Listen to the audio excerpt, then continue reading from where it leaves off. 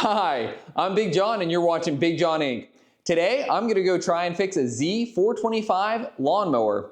The engine on this mower appears to have gotten too hot and doesn't turn anymore, so I'm gonna go try and tear into that engine and see what happens. Hopefully you can get this thing fixed. Okay, so it is pretty well stuck in gear still. Not that I see, yeah, there's a little knob actually, right there. Good call.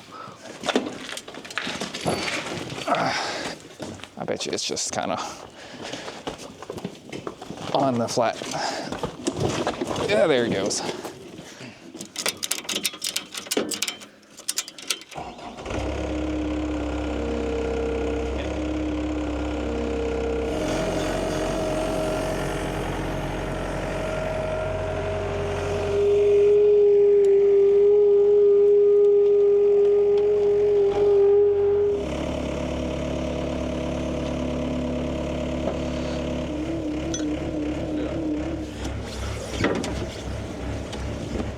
Perfect.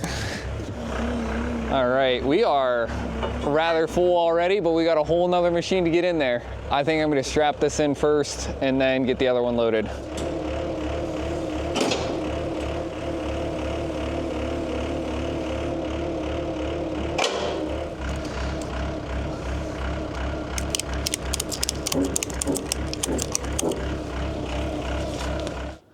We are loaded and ready to go. If this isn't precarious, I don't know what is. Yeah. Okay. Floppy.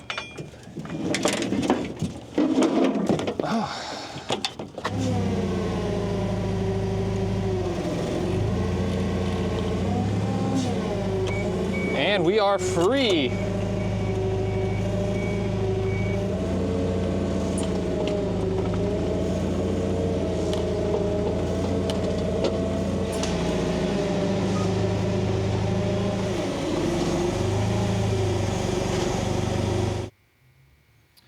It's time to take a look at this scrap. I got the battery chargers hooked up. We'll see if it's able to take a charge. We can check all the fluids and things like that.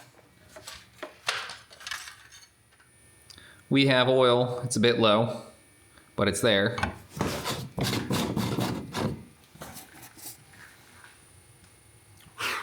Yeah, that's some rank gas. Hopefully the fuel system isn't all clogged up with that bad gas, but we'll see. Check the reservoir here.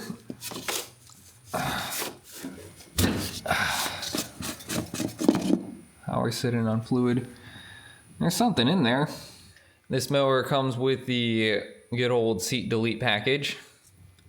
We do appear to be missing a fuse right here. I don't know if that has anything to do with it, but I'll try and pick one of those up. Otherwise, I don't think it can hurt much trying to start it. We'll see if it turns over. All right, ignition switch on. It appears this is only a 370-hour machine. I'll take that.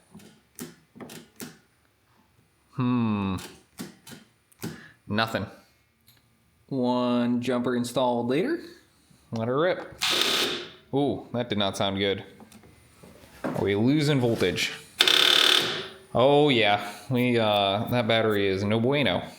All right, just got back from the store. I got some new fuses, new battery. I'm gonna get this stuff installed.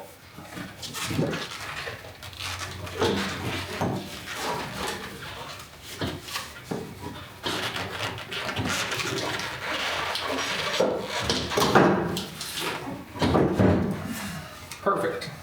I want to take the air cleaner off. The one locking bolt on the other side is currently stuck. I think the bolt is spinning inside the plastic cap. So I'll take a look at that. I'm also going to take the fuel out of the fuel tank there, try and flush it because it is rank.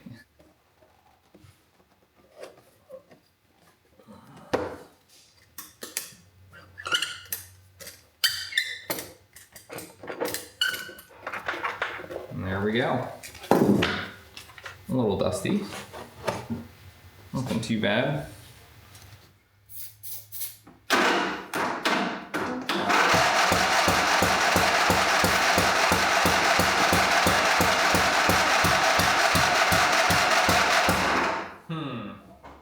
Well, that was a little disappointing.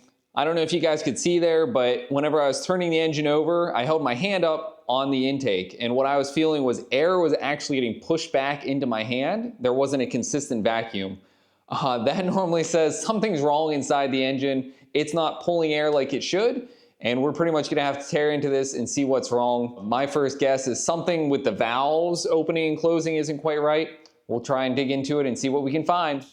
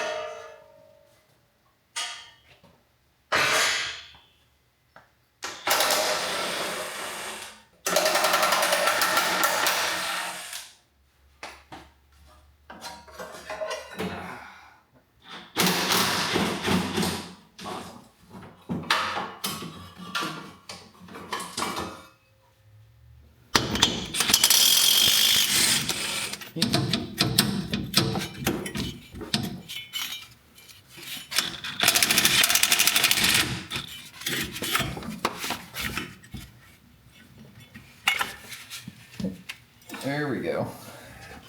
Really regretting the lack of safety glasses right now.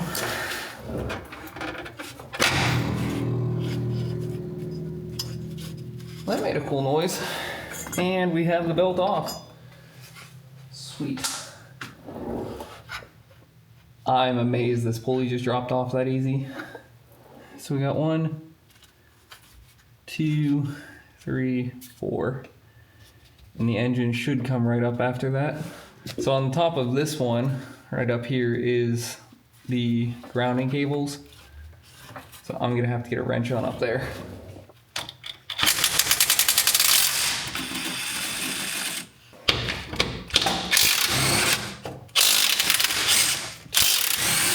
See if this thing budges.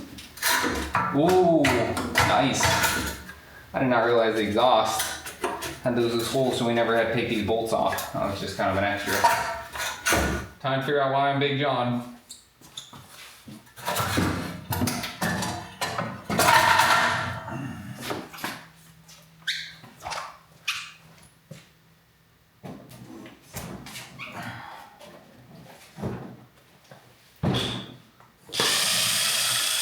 Behind valve cover number 1.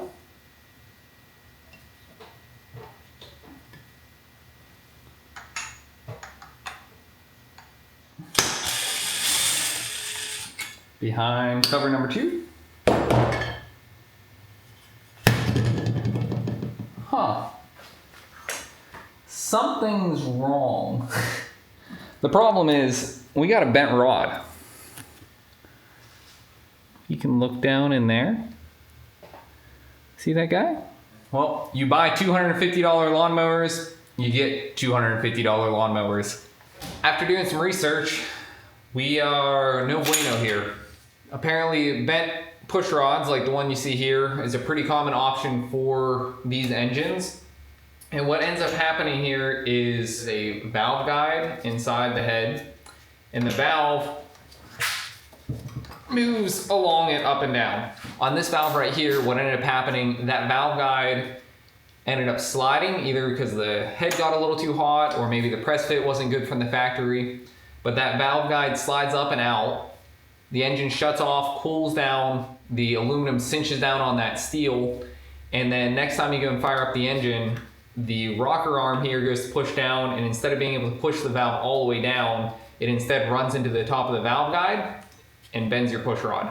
The fix for this is I can take the head all the way out, tear it down, try and push that valve guide further into the head, peen around it, and then put it back together. I instead opted for buying a whole new head assembly for about $180. That way I take this whole head off, put the new one on, I'll get new push rods, I can put everything in there, set the lash, and we should be good to go. So today I'm gonna take the head off, I'm gonna tear off all the accessories and hopefully get this ready to change out.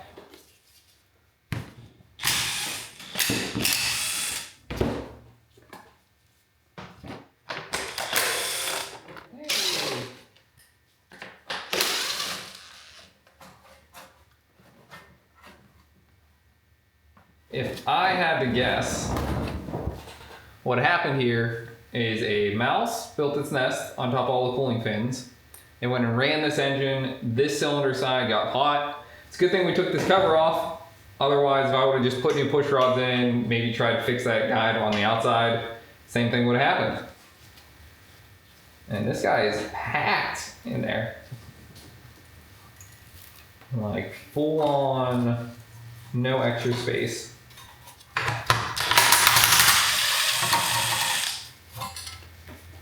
Yummy.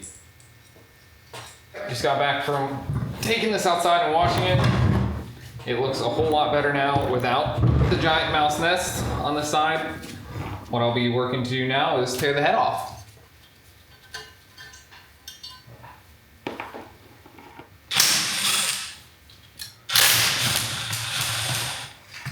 Using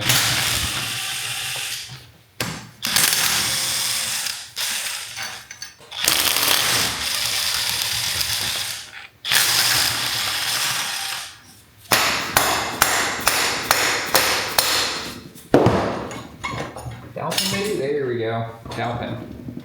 Awesome. So you guys take a look. So that piston does not have any marking from the valve interfering with it. So I'm pretty happy to reuse that one. Doesn't look like we have any scoring on the cylinder walls or anything. Sweet. Now I just have to wait for the rebuild kit to show up. I just got our new head in the mail. I'm gonna open this up, see what parts we have. It sounds rather jingly, so I hope that's like the hardware and not anything, you know, like the valves or stuff playing around. Mounting bolts for those rockers. There's still quite a bit of carbon buildup on the top of the piston here. I need to take the gasket off, scrape that, clean it up, make it nice and new for the new head. Let's get started.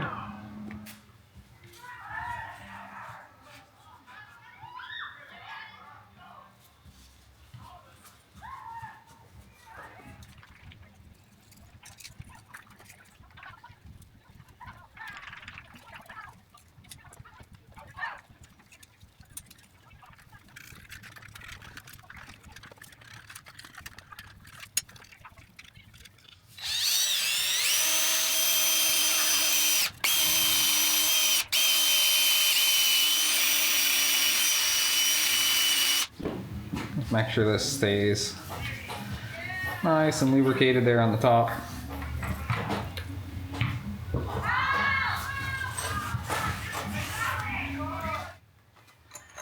Looks like a rocker assembly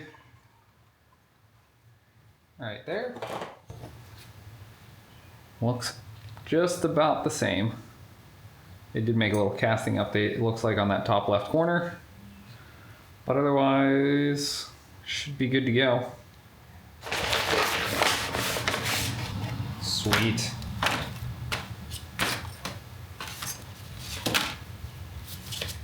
Looks like we will be using this guy. Perfect. Just like so. So the intake gasket I have actually has a glue side and a non-glue side. This head is gonna slip on down like that.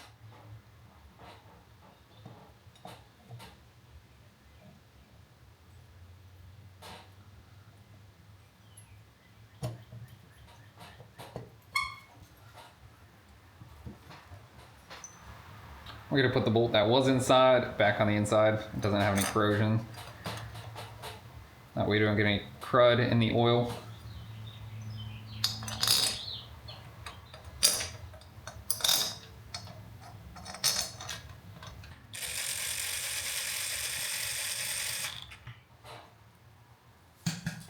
Click.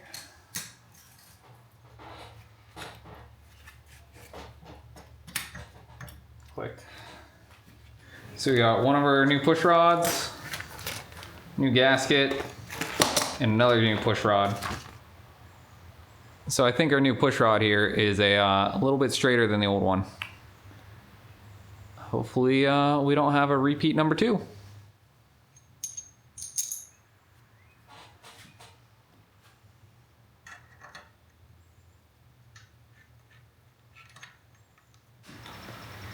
Alright, the steel side goes on here. And the aluminum goes on the intake side. Alright.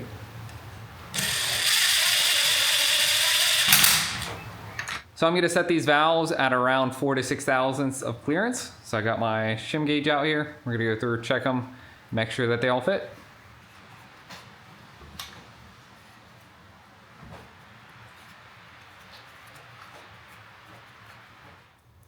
5, 6 go in, 8 does not.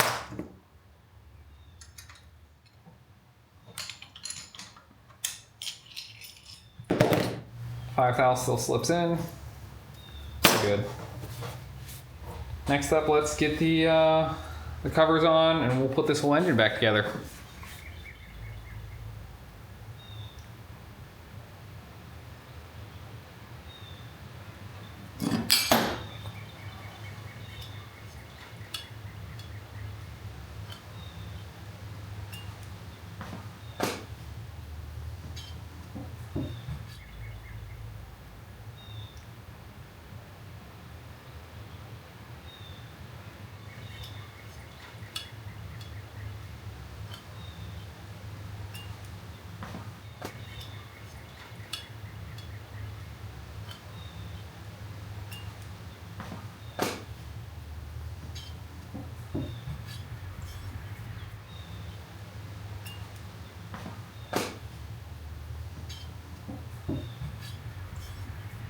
Well, we have 2 little screws left. They look like they go into plastic somewhere.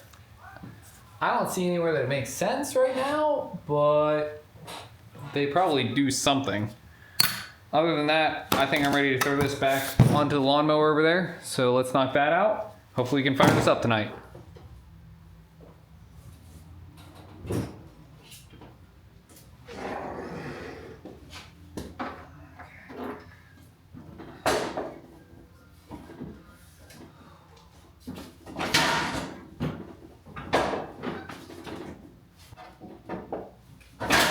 Whoopsies.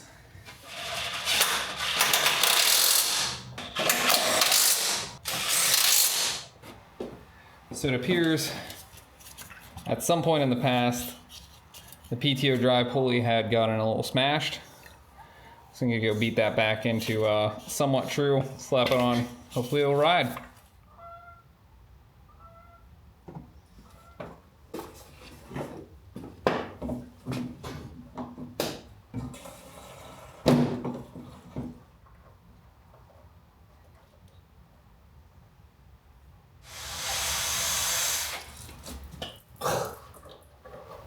There we go.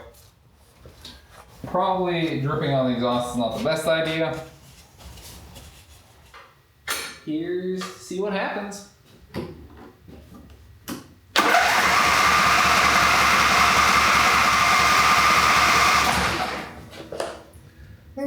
Nothing.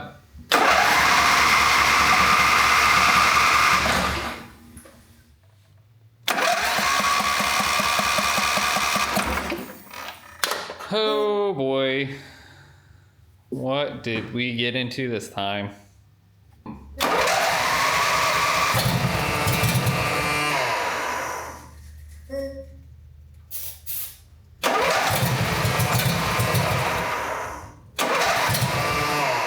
Interesting.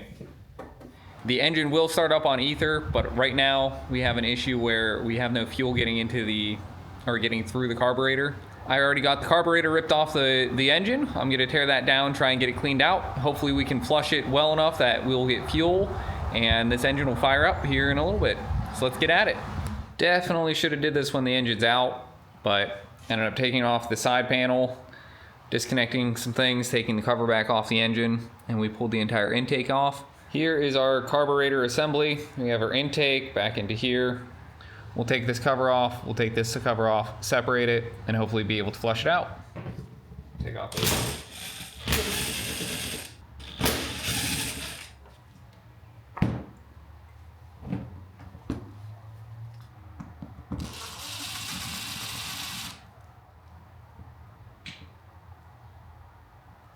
I don't know if you can see inside here, but there's a port there that on the far side is clear. This one is filled. It looks like it's pretty solid. And there he goes.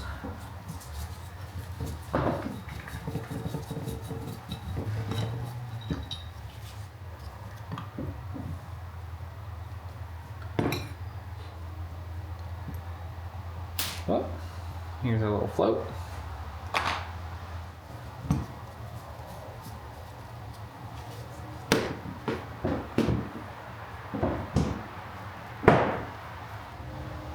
So here, I don't know if you can see it, we have these two little towers, and in there they have drill holes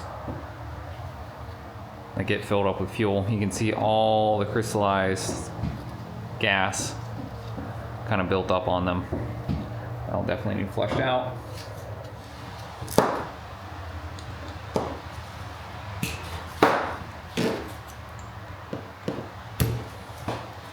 Alright, now we'll see if we can get this to come apart nice and easy without destroying the gasket.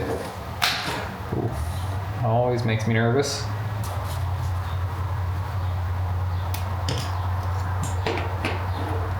Well, this should just slide right out, yep.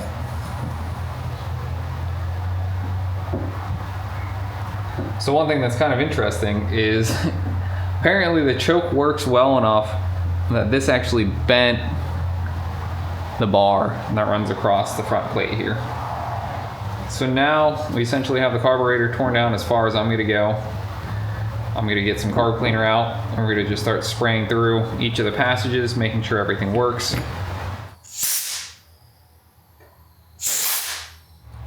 Oh, nice up there.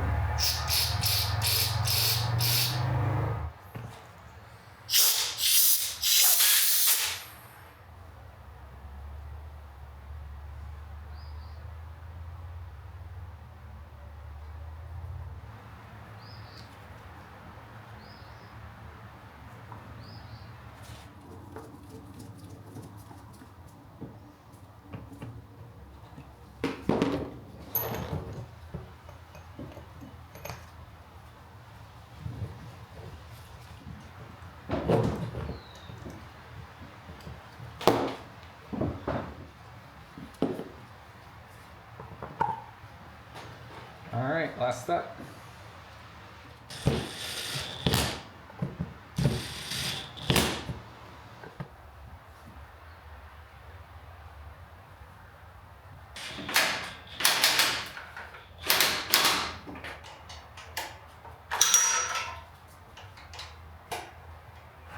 All right, I'm gonna crank it over, see if we got fuel coming out. Yep. So we got fuel here.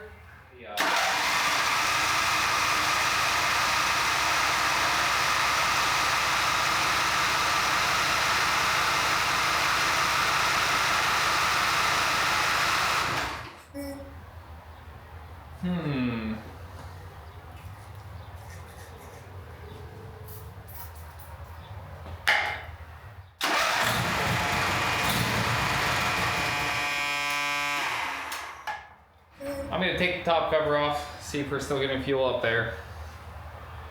Bummer. So looking at this, I believe fuel is supposed to be up here in this track. I'm not seeing any, which is not a good sign.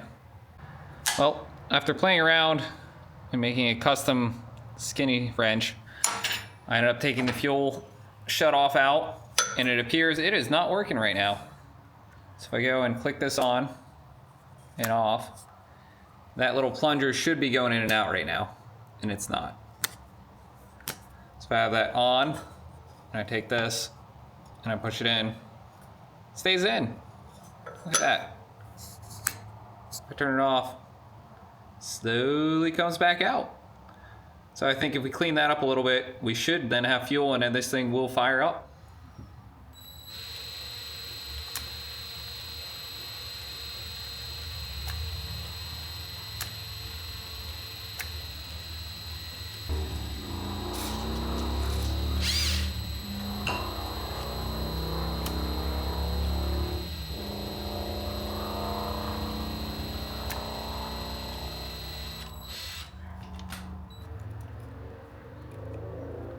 Awesome. I think we're all freed up now. Let's put it in. Fire it up.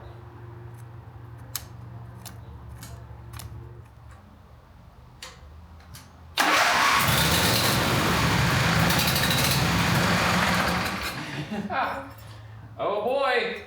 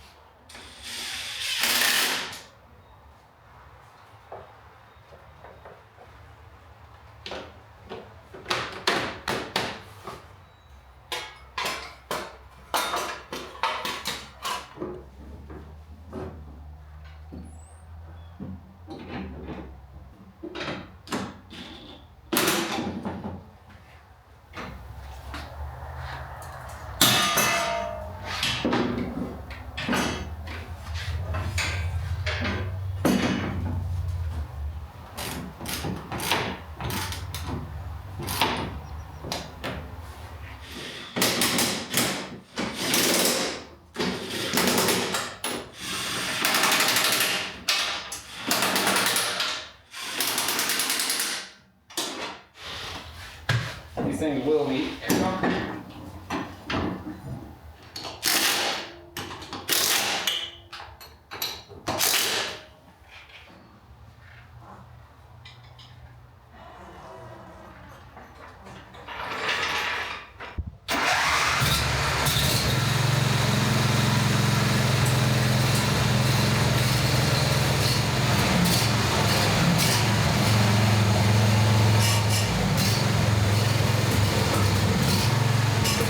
So, doing some Facebook Marketplace searching, I was able to find a 54-inch deck mower.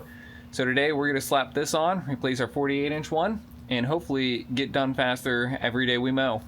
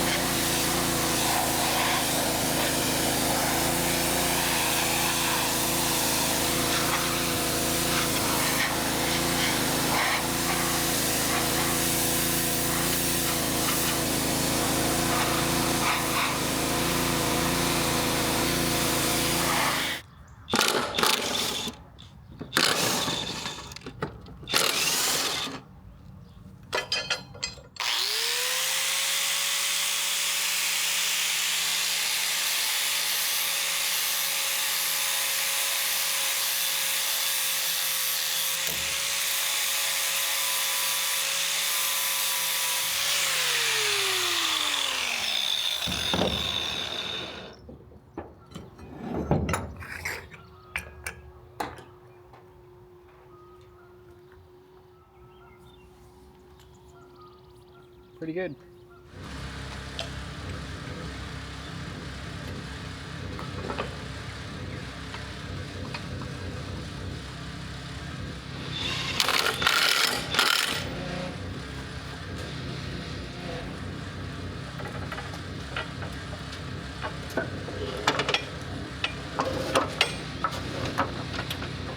So the current mower deck suspension system that we have is pretty simple. It consists of that U piece of metal here in the front, comes off those two hangers, and our levers in the back with a threaded rod attached to your lift lever here, and so that will raise the mower deck up and down. Relatively simple and straightforward. Seems to work pretty well. Our new used mower deck has a couple more pieces included. So in addition to the hand lever, it also has that foot pedal to help you pick up the whole deck now that we're bigger and heavier. This is also a high capacity deck, unlike our old standard deck. So what that means is this new deck is deeper, allowing you to, have more volume underneath of it as you mow, helping with airflow and pickup. I looked at some parts diagram because I'll be honest, after picking this up along with the bucket of parts, I didn't quite know where all of these brackets and things go. Looking at the old one, that U hanger is pretty easy to figure out on the rest of the parts. This one, not so much. So I'm gonna get after it. We'll see if we can figure it out here tonight. Step one, take the old deck off.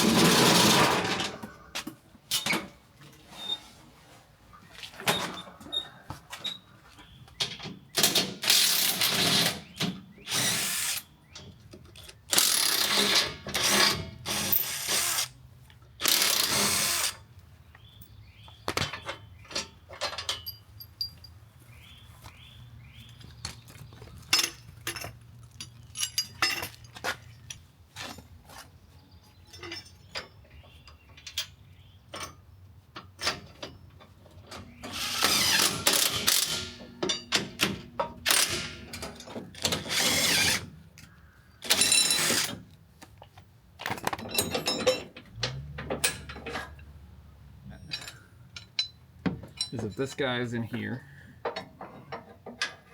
So.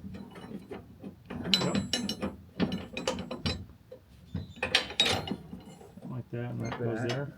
Something like this. Yep. Get spun back up.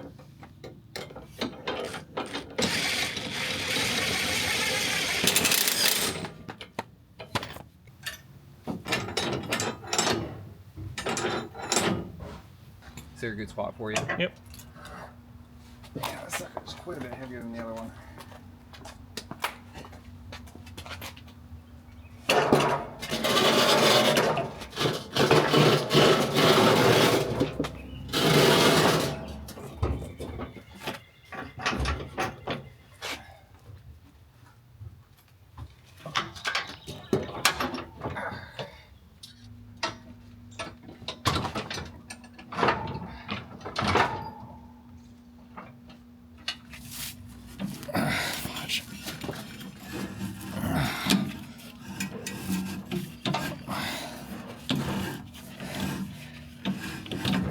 There we go.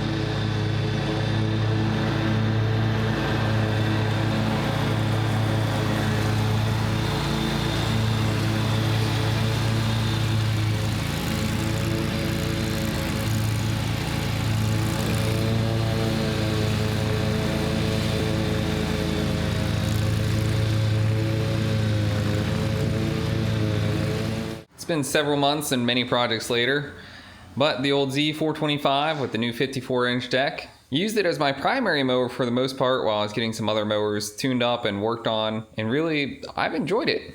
That 54-inch high capacity deck is pretty awesome. This mower though has been replaced.